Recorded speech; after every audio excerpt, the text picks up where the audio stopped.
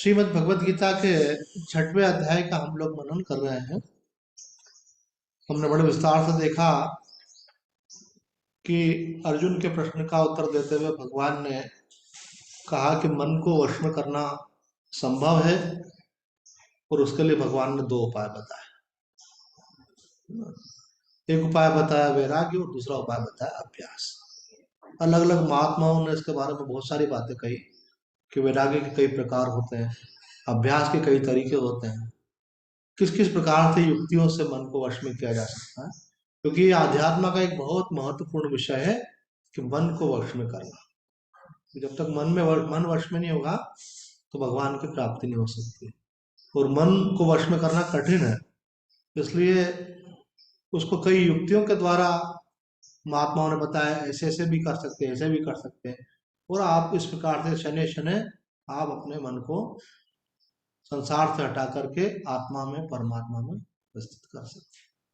यही प्रोग्रेस है। जैसे कोई बच्चा किसी क्लास में पढ़ता है, मुझसे कौन सी में बोलता 5वीं में, अब कौन सी में, बोले 6ठी में, अब 7वीं में, तो क्या हो रहा है, धीरे धीरे प्रोग्रेस हो रही है।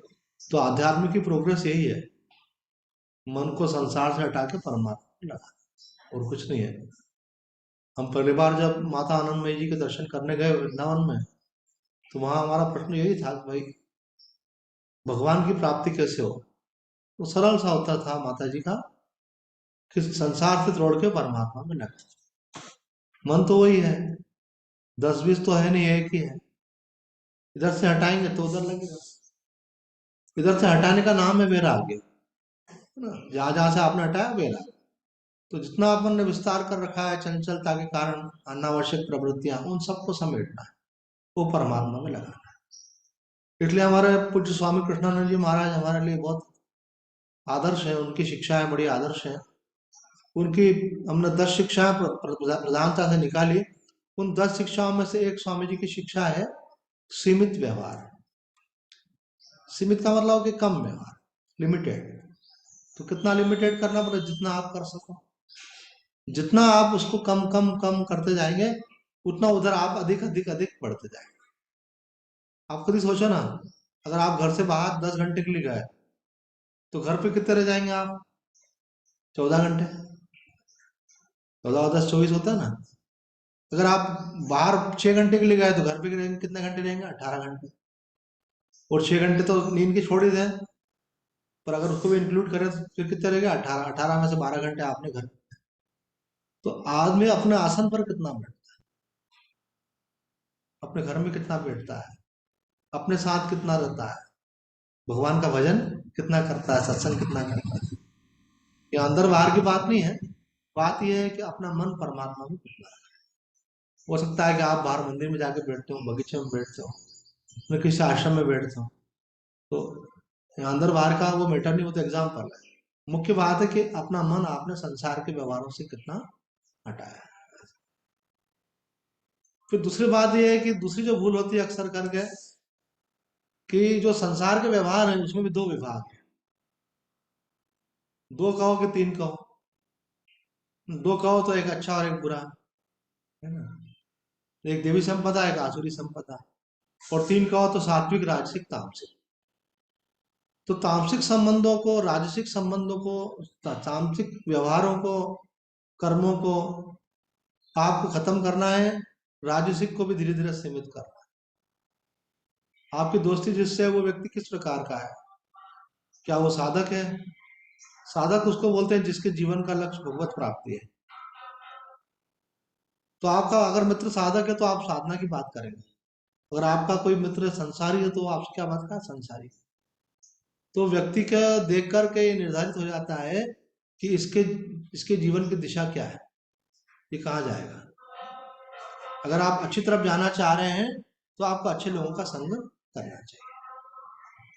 हम जब स्कूल में पढ़ते थे, कॉलेज में भी पढ़ते थे, तो हम सोचते थे कि क्लास में सबसे टॉप लड़का कौन है, सबसे अधिक मार्क्स किसको आ सकते हैं, सबसे अधिक योग्यता किसकी है।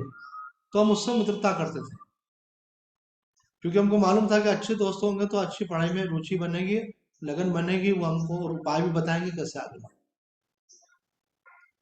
तो आपके जैसा मित्रता होगी वैसी आपकी आगे की गति होने वाली है। तो अध्यात्म में बढ़ना है तो आपको इस बात पे विशेष ध्यान देना है। तो वैराग्य का एक तरफ से वैराग्य और दूसरी तरफ से अभ्यास।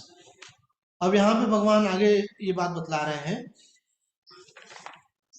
भाई दो प्रकार के लोग हैं, एक ने वैराग्य और अभ्यास से मन को वश में किया है और एक लोग हैं जिन्होंने मन को वश में नहीं किया है। भगवान कहते हैं असंयत आत्मा योगो दुष्प्राप इति में मति वश्यात्मना तो यतता शक्तो माप्तु मुपायत। अर्थात जो असंयत चित्त है उसे योग प्राप्त होना बड़ा कठिन है। मतलब भगवान की प्राप्ति, आत्मानुभूति, भगवत साक्षात्कार उसके लिए कठिन है जिसने अपने चित्त को वश में नहीं किया है। ऐसा भगवान कहते हैं, ऐसा मेरा मत है। किंतु जिसका चित्त अपने अधीन है, जिसका मन अपने कंट्रोल में है, वह उपाय पूर्वक यत्न करने पर उसे प्राप्त कर सकता है। तो मन को वश में करना है इतना कंप्लीट प्रोसेस। वश में करने के बाद उसको जिसमें लगाना है उसमें निरंतर लगाएं। इसलिए बोल रहे हैं जिसने मन को अधीन में कर लिया है वह उपाय पूर्वक यत्न करने पर, वो उपाय जो बता रहे हैं महात्मा लोग, संत लोग, भगवान बतला रहे हैं, उन उपायों का आश्रय लेकर के जो यत्न करता है वो भगवान की प्राप्ति कर सकता है, उसको मोक्ष की प्राप्ति हो सकती है, वो समस्त दुखों से मुक्त हो सकता है। ऐसा भगवान कह रहे हैं। अब व्याख्या में यहाँ कहते हैं कि यह असंयत आत्मा योगो दुष्प्रापिति में मति, जो जिसने अपने अंतःकरण को जो है वश में नहीं किया है उसके लिए योग प्राप्त होना कठिन है। इसकी व्याख्या करते हुए कहते हैं आदि शंकराचार्य जी महाराज, जिसका अंतःकरण अभ्यास और वैराग्य के द्वारा संयत किया हुआ नहीं है ना। मन वश में नहीं किया का मतलब क्या है कि उसने वैराग्य का अभ्यास नहीं किया, संसार के दोषों का दर्शन नहीं किया, मोह माया से मन को निकालने का प्रयत्न नहीं किया, और दूसरी तरफ उसने अपने मन को भगवान में लगाने के लिए जप का, ध्यान का, कोई पाठ का, इसका अभ्यास नहीं किया। तो भगवान कह रहे हैं कि ऐसे व्यक्ति के द्वारा योग प्राप्त होना कठिन है। ऐसा भगवान कह नहीं रहे बल्कि भगवान कह रहे हैं ऐसा मेरा मत है। दूसरी बात भगवान ने कि वश्यात्मा तो यतता शक्तो माप्तुम उपायता, अर्थात जिसका मन अभ्यास और वैराग्य के द्वारा वश में हो गया है वो फिर बारंबार यत्न करता ही जाता है और ऐसे पुरुष से यो योग सिद्ध होता है। यहाँ आदि शंकराचार्य जी किन शब्दों का प्रयोग कर रहे हैं, वो बोले ऐसा व्यक्ति बारंबार यत्न करता ही जाता है, क्योंकि यत्न करने से एक बार में सफलता नहीं मिलती है, यत्न करते चले जाना पड़ता है, निरंतर कोशिश करनी पड़ती है, और कई बार उसमें असफलता भी मिलती है, मन चंचल है, नहीं टिक रहा है, एकाग्र नहीं हो रहा है, अंतर्मुख नहीं हो रहा है, तो आपको हिम्मत नहीं आनी है, आपको लगे रहना है। आप लगे रहेंगे तो धीरे धीरे सफलता। आप एक स्थिर आसन में बैठना चाहते हैं तो हो सकता है थोड़ा सा आपकी पीठ दुखने लगे, आपके पैर दुखने लगे, और अब मेरे से तो नहीं बैठा जाता, ऐसा नहीं चल रहा। आपको देखना कितनी देर बैठ पा रहे हो, मतलब 10 मिनट तो कंफर्टेबली बैठ पा रहे हो, उसके बाद तकलीफ हो रही है, पर ठीक है 10 मिनट बैठने में दिक्कत नहीं है ना, तो आप 12 मिनट बैठिए, 2 मिनट कष्ट सहन करो, धीरे धीरे देखोगे आपका टाइम पीरियड बढ़ता जाएगा, शरीर आपका खुद ही साथ देने लगेगा, आपको जैसा बना हो वैसा बन जाता। यही स्थिति मन की भी है। तो यहाँ कह रहे हैं आदि शंकराचार्य जी महाराज कि जिसका मन वश में किया हुआ है, जो फिर भी बारंबार यत्न करता है, ऐसे पुरुष के द्वारा ये योग सिद्ध किया जाता है।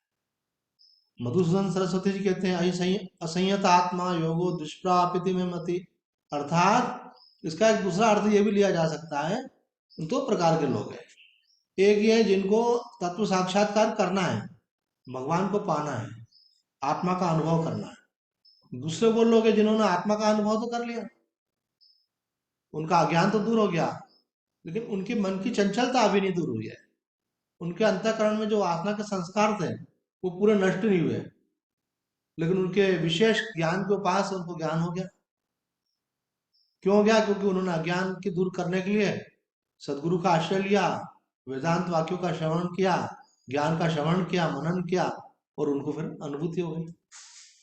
पर अभी मन उनका उतना शुद्ध नहीं हो पाया, मन अभी इतना एकाग्र नहीं है, तो क्या है कि बाधाएं बहुत आएंगी, मन बार बार नई नई समस्याएं खड़ी करेगा।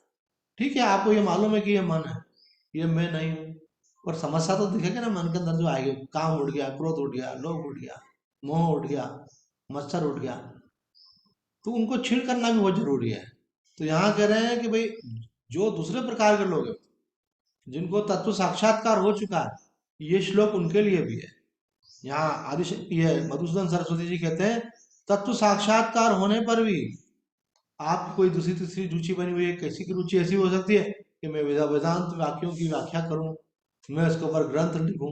नहीं, विद्वानों की रुचियां अलग प्रकार की होती हैं, उनकी वासनाएं भी अलग रहती हैं। तो किसी की ये भी वासना हो सकती है कि मैं खूब धर्म का प्रचार करूं, मैं बहुत ग्रंथ लिखूं, हालांकि शुभ रुचि है, पर वो अभ्यास तो नहीं कर रहे हैं ना। तो कह रहे हैं कि इस प्रकार का भी अगर उनके अंदर है, अथवा किसी किसी को आलस रहता है, भाई ज्ञान तो हो गया, मन में विकार आ भी रहे, बोले अब ठीक है मन में आ रहे हैं, हम तो साक्षी, हम क्या करें, आ रहे तो आने दो, अपन ध्यान मत दो। तो फिर भी आएंगे तो सही, जब तक उसमें रजोगुण है तो आएंगे, विकारों का संस्कार है तो उनको हटाने के लिए ये है कि वासना जो है वो भगवान की उपासना से दूर होगी। तो साधक को चाहिए, जिसको तत्व साक्षात्कार हो चुका है उसको साधक कहें अथवा सिद्ध भी कह सकते हैं, तो उसको चाहिए कि अब अगला उपाय यह है कि वो योगी से परम योगी बनना है उसको। तो वो योग का अभ्यास करता रहे, न तो प्रमाद करे और न अन्य प्रवृत्तियों में जाए, बल्कि अभ्यास की तरफ ध्यान दे। अभ्यास और वैराग्य के द्वारा जिसने अंतःकरण को संयत अर्थात निरुद्ध किया है, वह असंयत आत्मना के लिए तत्व साक्षात्कार होने पर भी मनोवृत्तियों का निरोध दुष्प्राप है, ऐसी मेरी सम्मति है ना। दूसरे प्रकार का लोग ये जिसने अभ्यास और वैराग्य नहीं किया, तो उनको तत्व साक्षात्कार होने पर भी उनकी मनोवृत्तियों का निरोध नहीं होने के कारण मानसिक विक्षेप बना रहता है। ये बात थोड़ी सी कंफ्यूज नहीं होना चाहिए, दो चीजें अलग अलग है। एक है अंतःकरण की शुद्धि है, एक है ज्ञान। तो ज्ञान के पहले अंतःकरण की शुद्धि कितनी करना है, ये इसका अपना अपना रुचि रहती है। कोई व्यक्ति जो है अंतःकरण की शुद्धि के लिए निरंतर उपासना करता चला जाता है और निरंतर सेवा करता चला जाता है, तो धीरे धीरे धीरे धीरे उसकी वासना पूरी खत्म हो जाती है। कुछ लोग थोड़ी उपासना तो करते हैं, सेवा भी करते हैं, लेकिन उनका मुख्य लक्ष्य क्या होता है, हमको ज्ञान प्राप्त करना। तो अंतःकरण की पूरी शुद्धि होने के पहले उन्होंने क्या कर लिया, ज्ञान प्राप्त कर लिया। ज्ञान प्राप्त करने का मतलब है कि यह अनुभव कर लेना कि मैं शरीर मन आदि से परे एक शुद्ध चेतना हूं, जिसमें सब कुछ कल्पित है। तो आपने अधिष्ठान चैतन्य का अनुभव कर लिया, तो ये हो गया ज्ञान आपको। और अंतःकरण शुद्ध नहीं हुआ तो उसके लिए फिर आपको वो जो कोर्स बाकी रह गया है वो करना। वो कोर्स क्या है, उपासना से वासना की निवृत्ति, और सेवा के द्वारा, उपासना से वासना की भी निवृत्ति होती है, मन एकाग्र भी होता है, और सेवा के द्वारा भी वासना की निवृत्ति। आगे हम देखते हैं, वो कहते हैं कि वैराग्य के परिपाक से वासनाओं का क्षय हो जाने पर तथा विषय स्रोत के बांध देने पर आत्म स्रोत के खोलने का अभ्यास करने वाला होने से चित्त वृत्तियों का निरोध प्राप्त हो सकता है, अर्थात चित्त की चंचलता के निमित्त प्रारब्ध कर्मों को दबाकर प्राप्त किया जा सकता है। ये बड़े विद्वान है, देखो इसके शब्द थोड़ा जटिल है, का सरल अर्थ करते हैं हम अभी। पूरे वैराग्य के परिपाक से, तो वैराग्य तो हुआ, लेकिन वैराग्य को पकने में टाइम लगता है। जैसे आप खाना बना रहे हो तो सब्जी को पकने में टाइम लगता है, तो ऐसे आपका मन संसार से हटा, तो ऐसा नहीं सोचना चाहिए कि मेरे को मैं पूर्ण वैराग्य होगा फिर संसार का व्यवहार करूं तो मुझे फर्क नहीं पड़ेगा। हटने से, मन हटने के बाद उसको उससे अलग रखना पड़ता है। जिन विषय वासनाओं से आपने मन को हटाया है, उनसे उनसे संसर्ग पूरी तरह से छोड़ना पड़ता है। बोला अब मेरे को कोई फर्क नहीं पड़ता है, अब दारू पीने वालों के साथ बैठूं, मांस खाने वालों के साथ बैठूं, टीवी देखूं, मनोरंजन की चीजें देखूं, है ना, किसी कार्यक्रम देखूं, मुझे फर्क नहीं पड़ता। पर अभी आपका अगर वैराग्य परिपक्व नहीं होगा तो क्या होगा, फिर से राग उत्पन्न हो जाएगा, ये जन्मांतरों का संस्कार है। तो बोलते हैं वैराग्य के परिपाक से वासनाओं का क्षय हो जाने पर तथा विशेष स्रोत को बांध देने पर, ये विषय वासना है, शब्द स्पर्श रूप रस गंध संसार के, उनको आपने बांध दिया, किसके द्वारा, वैराग्य के द्वारा। बोले मुझे इस सब में जाना ही नहीं है, ये सब करना ही नहीं है, ये सब सोचना ही नहीं है, इसमें मन लगाना ही नहीं है, तो आपका मन क्या उधर से बंद गया। विषय स्रोत को बांध देने पर और आत्म स्रोत को खोल देने पर, एक तरफ तो विषय को रोक दिया और आत्मा को जैसे कोई दुर्गंध आ रही है, मानो कोई मैंने प्याज लहसुन की गंध आ रही है, कुछ और कुछ आ रही है, तो आपने एग्जॉस्ट फैन चला दिया तो वो गंध जो है बाहर निकल। हम लोग जैसे नहीं खाते ना प्याज लहसुन, तो किसी के घर में लहसुन की बघार लग जाए, वो घर के अंदर फैल जाए, तो हम उनके घर में बैठ नहीं पाते हैं। तो हम कहते हैं कि आपने किचन में कुछ लहसुन का बनाएगा, उनका हाँ। अब एक काम करो, एग्जॉस्ट फैन चला दो, तो वो थोड़ी देर एग्जॉस्ट फैन चलता है, वो हवा जब घर से बाहर निकल जाती है, तो हम कंफर्टेबली बैठ पाते हैं। कोई दुर्गंध हो और किसी प्रकार की दुर्गंध हो तो भी ऐसा। तो साधक जो होता है, वो एक तरफ तो संसार के विषयों का नियमन करता है, और दूसरी तरफ से वो आत्म स्रोत को खोल देता है, आत्मचिंतन को। बोला उधर चलेगा ही ना, आप ऐसा करो, बढ़िया सुगंधित अगरबत्ती लगा दो, है ना, दुर्गंध को भी निकाल दिया और सुगंध को भी कर लिया आपने। प्याज लहसुन को इसलिए मना करते हैं कि वो भी तामसिक माना जाता है। नॉन वेज और अंडा तो बहुत ज्यादा गलत बात है ना, मतलब आप मांस खाएं अंडा खाएं वो तो बहुत गलत बात है, लेकिन ना हमारे शास्त्रों में प्याज लहसुन को भी तामसिक आहार के अंदर गिना गया, इसलिए धीरे धीरे उसको भी छोड़ने का प्रयत्न करना चाहिए। और ताकत अच्छी है तो एक बार में भी छोड़ देना चाहिए। ये तो डिपेंड करता है आपके ऊपर। हमको पूज्य स्वामी कृष्णानंद जी महाराज जिनकी हम चर्चा अक्सर करते हैं, उन्होंने ये बात कही थी। तो उस समय तक हमारा कितना झूठा था वो भी बता देते हैं। उस समय तक हमारा इतना झूठा था कि सब्जी में कभी बघार में नहीं लेते थे, कच्चा भी नहीं खाते थे, पर कभी पोहे और समोसे में खा लिया करते थे। फिर स्वामी जी ने हमको एक दिन ऐसा बोला कि लोग कहेंगे कि प्याज लहसुन छोड़ने से क्या है, कोई खास बात नहीं है, तो उनकी बातों में मत आना, ये छोड़ने योग्य है। तो हमने उसी समय अपने हाथ जो है गुरु महाराज के चरणों पर रखे, मैंने कहा बस आपका आशीर्वाद चाहिए। तो मुस्कुराया, कुछ बोले नहीं वो। और उस दिन के बाद हमने पक्का कर लिया कि आप कभी भी नहीं खाना, क्यों, गुरु जी ने बोल दिया। तो कोई लोग तो तुरंत छोड़ देते क्योंकि उनके हाथ में रहता, हम अकेले हैं तो हमारे हाथ में रहता है। कई लोगों का सर था भाई परिवार है सब, तो उनको देख लो, उनको समझा लो, ये। कई लोग ऐसा होता है भाई परिवार वाले मान जाते हैं तो करने लगते हैं, कईयों के नहीं भी मानते हैं तो वो फिर वो बोलते हैं ठीक है तुम्हारे को जो बनाना बनाओ, मेरे को आप भले जो है दही से रोटी खा लूंगा मैं, है ना, मैं मुरब्बे से रोटी खा लूंगा, और मेरे को लेकिन प्याज नहीं चलेगी। और अगर आपने दाल सब्जी बनाई और दाल में नहीं डाला है प्याज, सब्जी में डाला, बोले कोई बात नहीं आप खाइए, मैं केवल दाल से खा लूँ, मैं त्याग करने को राजी हूँ, झगड़ा नहीं करूंगा आपसे, लेकिन मुझे बिना प्याज वाले दो, नहीं हो तो दूध रोटी खा लूंगा मैं। तो बोलेंगे ठीक है, दो चार बार आपको कुछ कुछ खिलाएंगे, फिर वो अगली बार सोचेंगे अरे बिना प्याज के भी तो सब्जी बना सकते हैं, और उतनी अच्छी बनती है। तो यहाँ पे एक दृष्टांत दिया प्याज लहसुन का, तो कि विषय वासना का स्रोत जो है बंद कर दिया और आत्म स्रोत आरंभ किया आपने, तो उससे क्या होगा, चित्त वृत्तियों का निरोध होने लगेगा, मतलब आपकी वृत्तियां जो विषय की तरफ जा रही थी वहां से हट गई, और अभ्यास जो है परमात्मा की तरफ लगने लगी। अब चित्त चित्त परमात्मा की तरफ जाता तो उसको बीच में बाधा कौन डालता है, उसको बाधा डालती है मन की चंचलता। तो वो चंचलता आती क्यों है, तो यहाँ उसका कारण बताया कि आपके पूर्व जन्म के कर्मों के स्वरूप, फल स्वरूप इस जीवन में आपको जैसा फल भोग करना होता है वैसी वासना मन में होती है। आपने पुराने कर्मों के अनुसार इस जन्म में आपको वो संस्कार मूल में पड़े रहते हैं, तो आपके अंदर वैसी इच्छाएं उत्पन्न होती है। पूर्व जन्म की वासना थी, अब इस जन्म में फिर से जोर लगाती है, प्रारब्ध में है आपके, तो आपके मन में वैसे विचार आ रहे हैं। तो यहाँ पे एक बहुत महत्व का पॉइंट निकल करके आता है कि प्रारब्ध जो है वो आपको मन को चंचल करने का और वासनाओं को प्रकट करने का माध्यम बनता है, लेकिन यहाँ कह रहे हैं अभ्यास के द्वारा उसके ऊपर नियमन कर सकते हैं। इसका मतलब ये नहीं है कि कोई व्यक्ति कोई गलत काम करे और बोले मैं क्या करूं, मेरे प्रारब्ध में ऐसा लिखा है ना। मानो कोई व्यक्ति शराब पिए और बोले क्या कि मैं क्या करूं, मेरे को ऐसा वातावरण ही मिला, ऐसा संग ही मिला, ऐसे ही माता पिता मिले, इस कारण से मैं भी वैसे ही हो गया। भाई मिले तो थे, बात ठीक है, क्योंकि पूर्व जन्म का आपका था ऐसा कुछ, इस जन्म में आपका प्रारब्ध उस प्रकार से बना, लेकिन आप चाहते तो उसको छोड़ सकते थे ना। एक बात ध्यान रखो, अगर कोई व्यक्ति बोले ना कि इसमें मेरी क्या गलती है, उन्होंने मुझे कहा इसलिए मैंने ऐसा कर लिया, उन्होंने मुझे ऐसा सिखाया इसलिए ऐसा हो गया, मेरा मन बहुत अधिक इस चीज की इच्छा कर रहा था तो मैं क्या करूं, यह सब बहानेबाजी है। जब तक आप हानि करोगे तब तक कुछ नहीं होने वाला है। तब आप उसको परमिट करते हो। किसी ने बोला पानी पी लो, अपन पानी रखा, अपन पिए नहीं पिए तो अपनी मर्जी है। आपने बोला दारू पी लो, पर पीना नहीं पीना तो हमारी मर्जी है ना।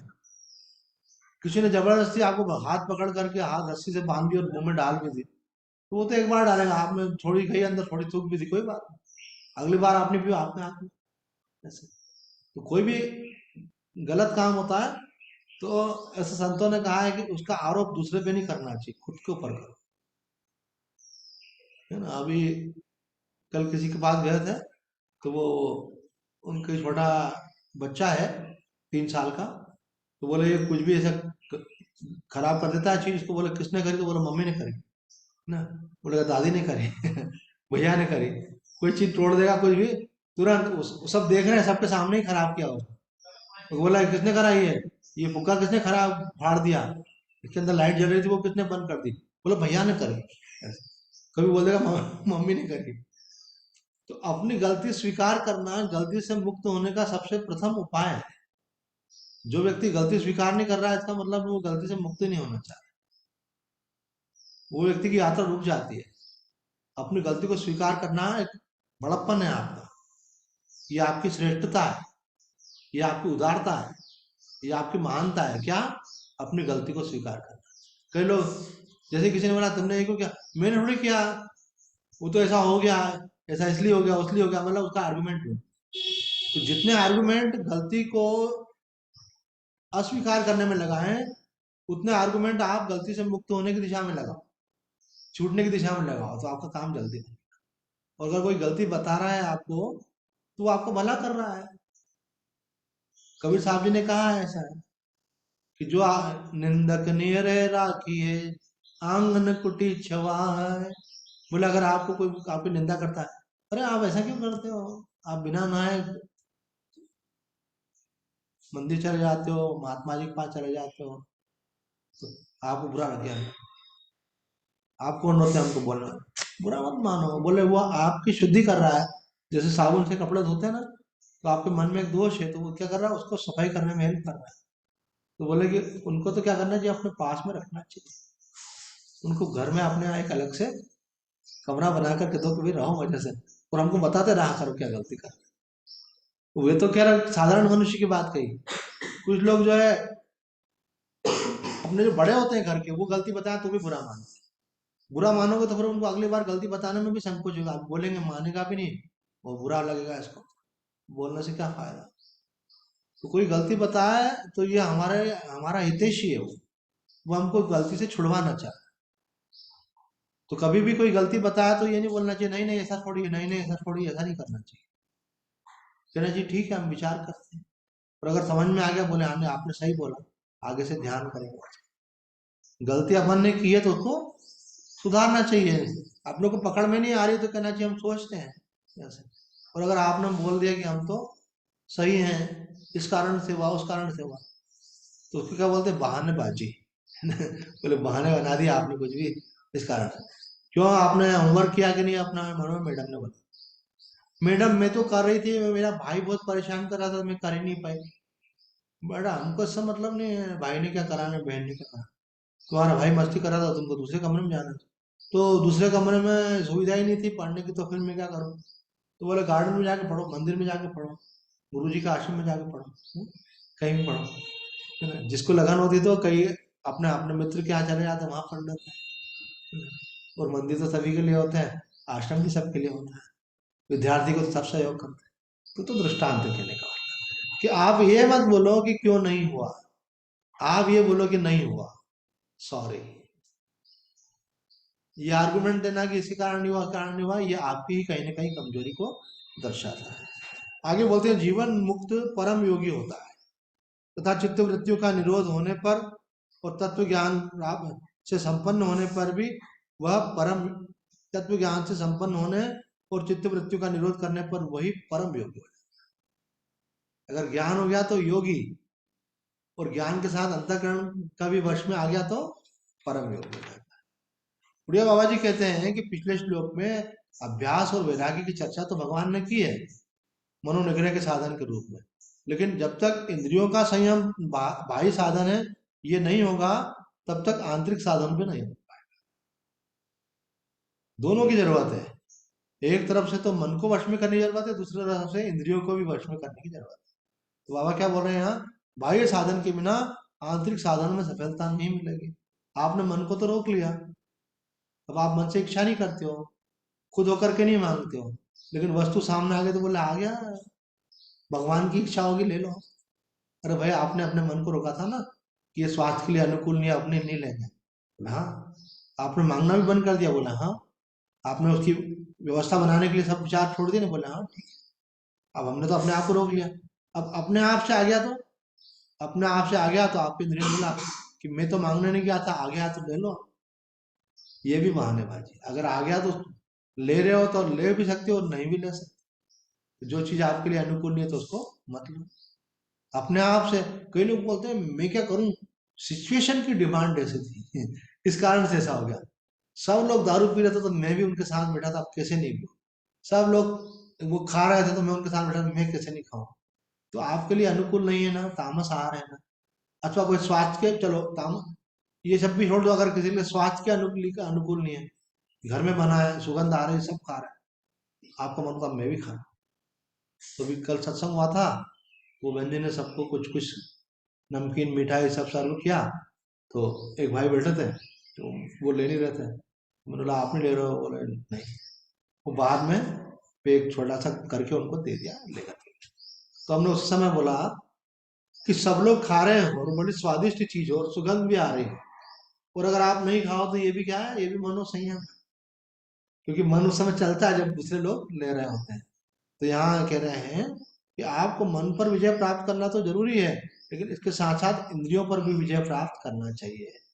मन से तो उसके बारे में नहीं सोच रहे हैं, लेकिन वस्तु उपलब्ध हो जाए तो भी उसको तिरस्कार कर दे, बोले नहीं हमारे लिए ये ठीक नहीं है। रामसुदास जी महाराज ने इसकी व्याख्या में बहुत सुंदर बात कही कि मन को वश में करने का मतलब है मन को शुद्ध करना। तो शुद्ध करने के उपाय यहाँ पर कहा गया। कहीं भी राग द्वेष न होना और सब में भगवान को देखना। जब तक साधक सब में भगवान को नहीं देखता ना, तब तक मन सर्वथा वश में नहीं होता। स्वामी जी का क्या मत है कि मन को वश कर, शुद्ध करना ही मन को वश में करना है। तो उसको वश में करने का उपाय क्या, बोले कि सर्वत्र भगवत दर्शन करो।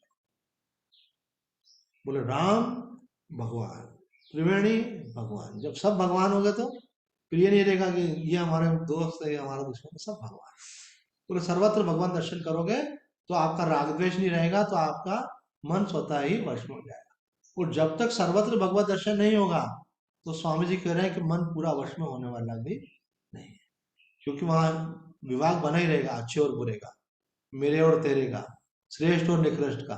तो श्रेष्ठ की तरफ मन जाएगा इसे, तो वो नहीं जाए इसलिए कि वो भी भगवान है, ये भी भगवान है, सब भगवान। ऐसी बुद्धि करने से मन वश में हो जाएगा।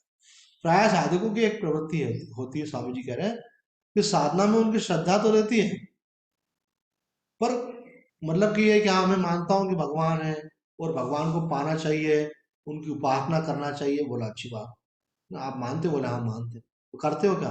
बोला करता तो हूँ, पर कभी कर लेता हूँ, कभी नहीं करता हूँ, अथवा थोड़ी बहुत कर लेता हूँ। तो थोड़ा सा खाने से पेट नहीं भरता, तो पूरा खाना पड़ता है ना। है ना? आपको 3 रोटी डाइट हो, अगर एक खा लो तो पेट नहीं भरता है, तो आपको 3 खाओगे तो पेट भरेगा। तो जिसी प्रकार से यहाँ पे भी कह रहे हैं कि आपकी श्रद्धा है और आपको लगता है कि मानव जीवन का लक्ष्य है वह बंधन से मुक्त होना, भगवान की प्राप्ति करना, तो उसके लिए प्रयत्न करते हो। बोलो नहीं गुरु जी बताते हैं करना चाहिए। अरे वो तो गुरु जी तो बताएंगे सही, तुम करते हो क्या? बोलो नहीं मैं भी मानता हूँ करना चाहिए। फिर वही, मानते तो पर करते हो कि नहीं करते हो?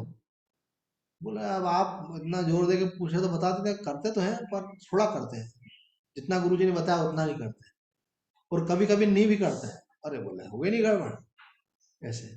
तो बोले काम कैसे बनेगा? तो यही बात यहाँ स्वामी जी कह रहे हैं कि जिसके अंदर श्रद्धा तो है लेकिन शिथिलता है, ऐसे व्यक्ति को शिथिलता का कारण ये रहता है कि उसकी रुचि भोगों में, जब तक वहां से मन नहीं हटेगा तब तक इधर पूरा लगेगा नहीं उसको। शिथिलता का कारण ढूंढ लेना चाहिए कि मेरा मन विषयों की तरफ जा रहा है, इसलिए मुझे विषयों का परित्याग करके पूर्ण रूप से इस तरफ लगना है। आगे कहते हैं एक उपाय मन को वश में करने का स्वामी जी ने बहुत सुंदर बताया। ये बात तो बहुत महत्वपूर्ण है। स्वामी जी कहते हैं कि जो साधक है उसके मन में ये होना चाहिए कि मेरे जीवन का लक्ष्य भगवत प्राप्त। मैं साधारण मनुष्य नहीं हूं, मैं जिज्ञासु हूं। भगवान की प्राप्ति करना मेरे जीवन का लक्ष्य है। तो आपकी अस्मिता में ये बात बैठ जाना चाहिए कि बाकी लोगों में और मुझ में एक बड़ा फर्क है। क्या फर्क है? कि मैं साधक हूँ। ये आपके मन के अंदर चला जाना चाहिए। कई लोग क्या होता है, मैं गृहस्थ हूँ। हम तो गृहस्थ हैं स्वामी जी, हम इतना भजन थोड़ी कर सकते हैं, हम इतनी त्याग तपस्या थोड़ी कर सकते हैं। तो गृहस्थ होने का मतलब थोड़ी कि कोई अपराध हो गया। गृहस्थ में एक से एक महान संत है। गृहस्थ हो पर ग्रस्त मत हो जाओ, डोंट बी सफरर। ऐसा कि आप जो है भुगत रहे हो बिल्कुल। आप बोले आप संयमी बनो, संयम के द्वारा धीरे धीरे आगे बढ़ सकते हो आप भी। तो यहाँ पे स्वामी जी कह रहे हैं कि अपने मन में ये बात बिठाना बहुत जरूरी है कि मैं साधक हूँ, मैं जिज्ञासु हूँ। सबसे पहले अपने आप को यह समझाएं कि मैं जिज्ञासु हूँ, तत्व ज्ञान को जानना ही मेरा काम है, मैं भोगी नहीं हूँ। अब अपने अस्मिता में भोगी मत डालो। एक व्यक्ति ज्यादा खाता था, तो किसी ने बोला कि अरे भाई इतना क्यों खा राम रहे हो? लखन सीता सहित हृदय बसौ सुरभूप। जय जय सिया राम, जय जय सिया राम, जय जय सिया राम, जय जय सिया राम, जय जय सिया राम। तो उन्होंने कहा कि ठीक बात है कि आपको भूख ज्यादा लगती है, ज्यादा खाते हो, लेकिन आप अपने आप को ऐसा सजेशन मत दो कि मैं तो हमेशा ही खाता हूँ। आप कोशिश करते रहो, निगेटिव थॉट मत दो अपने को। तो कोई भी चीज आपकी कमजोरी है तो आप ऐसा मत बोलो कि मैं तो हूं ही ऐसी, मैं तो हूं ही ऐसा, मेरा तो स्वभाव ही ऐसा। नहीं, ऐसा अगर है तो उसको बदला जा सकता है। कोशिश करने से कामयाबियां मिलती हैं। आपके मन में क्या होना चाहिए? मैं तो साधा, मैं जैसा भी हूं, लेकिन मुझे वहां से उठ करके परमात्मा तक पहुंचना है, इस प्रकार। तो अगर आपने ये निश्चय कर लिया कि मैं जिज्ञासु हूँ, मैं साधक हूँ, तो स्वामी जी कहते हैं आपका अंतःकरण शुद्ध होना शुरू हो जाएगा। अब अगले श्लोक में हम प्रवेश करेंगे।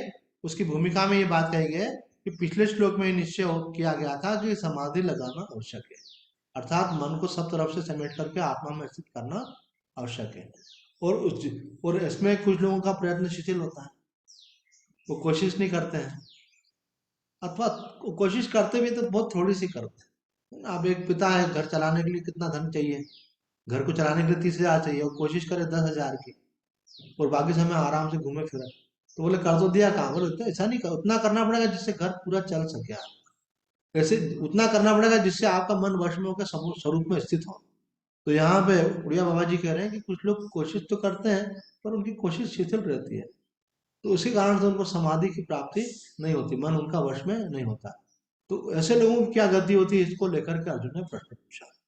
आयति सद्योपे तो योगा चलित मानस अप्राप्य योग संसिद्धि काम गतिम कृष्ण गच्छति। कि हे कृष्ण, जो पुरुष श्रद्धा संपन्न तो है परंतु प्रयत्नशील नहीं है, जिसका मन योग से चलायमान हो गया है, उसको योग की सम्यक सिद्धि न हो करके कौन सी गति की प्राप्ति होती है? ऐसा तो नहीं उभय भ्रष्ट हो जाता हो, न इधर का रहा न उधर का रहा। तो इसका उत्तर भगवान अगले श्लोक की व्याख्या में देंगे। तो आज इतना ही कहकर अपनी वाणी को विराम देते हैं। सच्चिदानंद भगवान की जय। जय जय अम्बे, जय जगदम्बे, जय जय अम्बे, जय जगदम्बे। जय सिया राम, जय जय हनुमान, जय सिया राम, जय जय हनुमान। श्री राम जय राम, जय जय राम, श्री राम जय राम, जय जय राम, श्री राम जय राम, जय जय राम, श्री राम जय राम, जय जय राम। सच्चिदानंद भगवान की जय। धर्म की जय हो, अधर्म का नाश हो, प्राणियों में सद्भावना हो, विश्व का कल्याण हो, गौ माता की रक्षा हो, सनातन धर्म की जय हो। हर हर महादेव।